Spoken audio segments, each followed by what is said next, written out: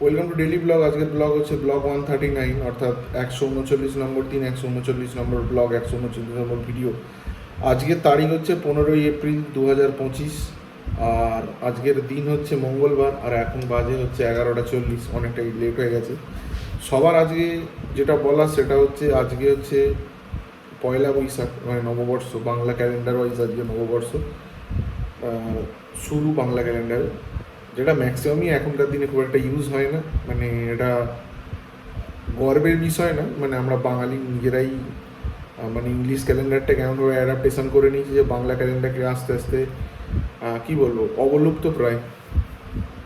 যাই হোক, ব্যবসার ক্ষেত্রে এখনও এটা ইউজ হয়। নববর্ষ ওই হালখাতারা কিছু একটা ব্যাপার থাকে, ওই তখনই মানে ব্যবসার ক্ষেত্রে এটা প্রপারলি ইউজ হয়। যাই হোক, আজকে সকালে উঠেছি মোটামুটি 9টা নাগাদ। উঠে মুখ হাত পা ধুয়ে বসেছিলাম, গল্প টল্প হচ্ছিলো, কথাবার্তা হচ্ছিলো। হওয়ার পরে একটু পড়তে বসেছিলাম সকালে। বেশ খানিকক্ষণ পড়েছি। পড়ার পরে উঠলাম, উঠে একটু বেরিয়েছিলাম। তার আগে মাঝখানটাতে ওই কয়েকটা কাজ ছিল বাড়িতে, টিউবলাইটে একটু ঠিক করার ব্যাপার ছিল, তারপরে আরও টুকটাক কাজ ছিল। সকালে আজকে জলখাবার মা লুচি করেছিল, লুচি আর আলুর তরকারি, ওটা দিয়ে খেলাম। তারপর বেরিয়েছিলাম বাগানে, এমনি জাস্ট একটু ঘুরে এলাম। আর বোনের ওই কাগজ টাগজ একটা কেনার ছিল, সেগুলো নিয়ে বাড়ি চলে এসেছি। এসে দুপুরের খাওয়া দাওয়া করলাম। গরমটা আজকে ভালোই আছে।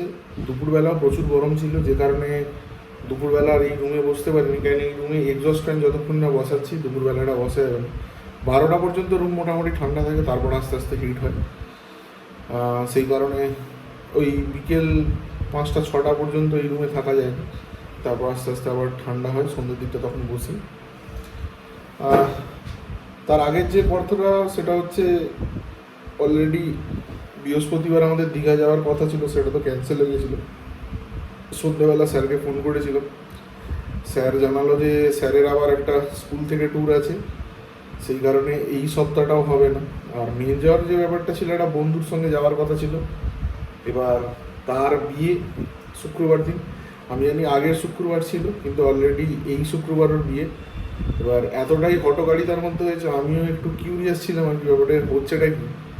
তো তারপরে যেটা আলটিমেটলি জানতে পারলাম, হ্যাঁ ওর ঠিকই বিয়ে। আজকে ফোন করে ইনভাইট করলাম। রিসেপশনটা রবিবার দিন সন্ধ্যেবেলা নিমন্ত্রণ। যাই হোক, ওই কারণেই মানে এটা বলার ছিল আর কি, সেই কারণেই বলে দিলাম আর কি। আর সন্ধ্যেবেলা মোটামুটি 5:30টার সময় উঠলাম, কেননা তারপর একটু শুয়ে পড়েছিলাম, রেস্ট নিচ্ছিলাম। এবার শুয়ে ঘুম থেকে উঠে মানে দুপুরবেলাটা এক্সেসিভ হিট।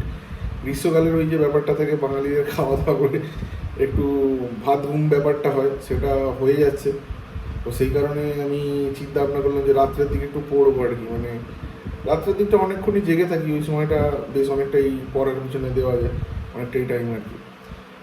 আজকে রাত্রিবেলা থেকে ইচ্ছা আছে পড়ার। যাই হোক, সন্ধ্যেবেলা ওই বিকালবেলা 5:30টার সময় উঠে তারপর চাটা করলাম। চা করে সবাইয়ের চাটা করে খাওয়া দাওয়া করলাম, করে তারপর পড়তে বসলাম। এসে মোটামুটি 8টা অবধি পড়লাম। পড়ে বাগনানে বেরিয়েছিলাম, যেমন আড্ডাতে টুকটাক বাজারও ছিল, সেগুলো করলাম। আজকে রাজেশ এসেছিলো, একসঙ্গেই বাড়ি ফিরলাম আর কি। নববর্ষের আবার সিঙ্গাড়া আর মিষ্টি খাওয়ালো। যাই হোক, আমার এগুলো ডিউ হয়ে যাচ্ছে আর কি। তাও বাড়ি এসেছি মোটামুটি 9:40 নাগাদ।